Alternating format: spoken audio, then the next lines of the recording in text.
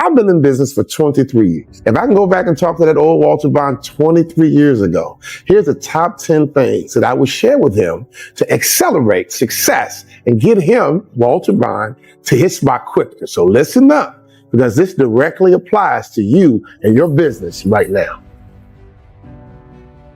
Key number one, right motives.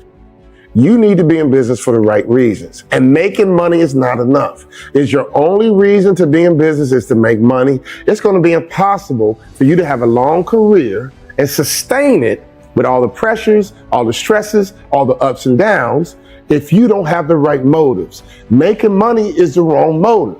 You should love what you do, but more importantly, the money you make should be the reward for being good.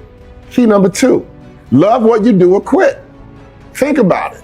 You have to have passion around what you do. To spend 10 hours a day, 12 hours a day. Sometimes you might work 16 hours a day when it's time to grind, but you have to love what you do. You have to have passion. People burn out because they don't love what you do. If you're struggling right now, you feel burnt out, chances are you're in the wrong spot, the wrong industry. If you love what you do, it doesn't wear you out, it gives you energy. Key number three, how can you serve more people? You might have a business right now, you're serving 100 people. How can you go from 100 to 1,000? From 1,000 to 10,000, 100,000, 1,000,000. Serve more people. Use your innovation. Use creativity. Use the World Wide Web. Use the internet. Use everything at your disposal to figure out how can you serve more people. Some restaurants are local. Some restaurants are regional. Some restaurants are national.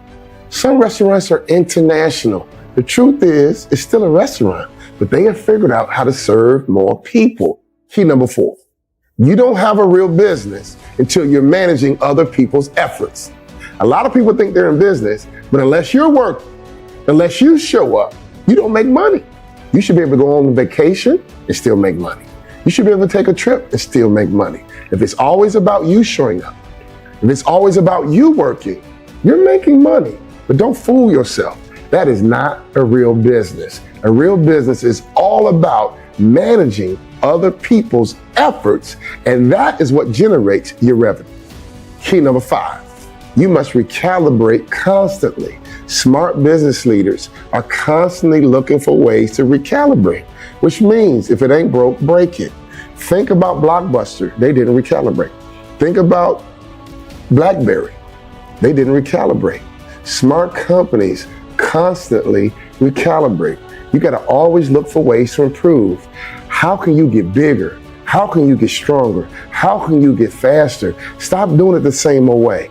I am so tired of people saying this is how we've always done it. That was 30 years ago. With AI, the internet, and all the technology we live in today, things are changing every 90 days, 60 days, every 12 months. This world is turned upside down, and it's only going to get faster. If it ain't broke, break it, and constantly recalibrate. Key number six, this is the big one. Manage your personal space. Who gets access to you? How many people do you hang around? And avoid knuckleheads at all costs. And what's a knucklehead? A knucklehead is not somebody that's going to jail or getting arrested or some derelict. A knucklehead is a person who's not making progress. You might be very successful, but your best friends are knuckleheads. It's very important for you to be around people who are innovative, creative, and advancing. I go with the goal. Remember COVID. If you hang around a person with COVID, it's very likely it's contagious, you're going to catch it. So if you hang around the wrong people, you might catch their bad attitude. You might catch their complacency. You might catch their negativity. You might catch their distraction because they're going to have conversations. They're going to talk about things. If you're not careful, they're going to get you off your spot. And they're going to get you confused, and they're going to get you lethargic, and they're going to get you away from your focus. Key number seven. This almost piggybacks with key number six. Don't be afraid to reposition people. Think about your social life, both personally and professionally. Some people you talk to every day. Some people you talk to, once a month. Some people you see them once a year maybe, and some people you see them when you see them. Don't be afraid to reposition people. If I were you, annually, I will evaluate my network. And some of the people you talk to every day, they need to be repositioned. Some people you talk to once a month, they need to be repositioned. You might have a person you see once a year who's positive, optimistic. You guys flow, you got a nice vibe, you add value to each other. Maybe you reposition them. Instead of seeing them when you see them or once a year, maybe they become someone you talk to once a month. Maybe they can become someone you talk to every day. Bottom line is this: don't be afraid to reposition people. And I'm talking about friends, but I'm also talking about family. I don't care if she was your best friend since the third grade. You don't have to talk to her every day, do you? Maybe she gets repositioned because she's negative, she's critical, she got all this drama. There's nothing wrong with repositioning family and friends to a new category. Key number 8, don't dilute yourself. What do I mean by that? I meet business people all the time, and I get a kick out of people who hand me 3 business cards. I'm like, dude, that's probably why I never heard of you or your company. You're diluted. If you hand me 3 business cards, unless you're Elon Musk or Bill Gates, I'm gonna throw them away. Why? Because I know you're diluted. It's impossible or very difficult to become the best in the world in 3 different industries. I learned that personally. You see, I was on a basketball scholarship at the University of Minnesota, but I also love baseball. When I go back home to Chicago, some people say, man, you should have played football. Bottom line is this: I played baseball in the summer in college, and I was diluting myself. One of my basketball coaches came to watch me play baseball. When the baseball game was over, he says, Walter, I get it. I just saw you play baseball. You're a very good baseball player. Obviously, you're on a basketball scholarship, so you're a really good basketball player. But can I ask you a question? Absolutely, coach. Do you want to be a pro? Like everything, that's my life's dream. Well, son, if you want to be a pro, you got to choose. And I'm not going to tell you which sport to choose.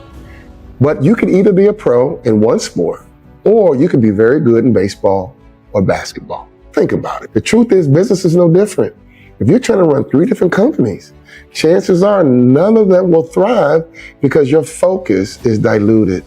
For most of us, one company, one industry is more than enough for you to hit the big time because every industry is lucrative. Key number 9, improve your skill set constantly. In order to be elite, I'm always talking about mindset. You guys have heard me talk about the shark mindset. But the truth is, if you want to be elite, you have to have the right mindset, but you also have to have an amazing skill set. The one thing you might need to spend more time on is developing your skill set. Think about it. Low-paying jobs have low skills required. How many people you know can operate on the brain? They should make a lot of money because it's very unique. So think about your skill set. How can you improve your skill set in such a way that everyone wants your skill set?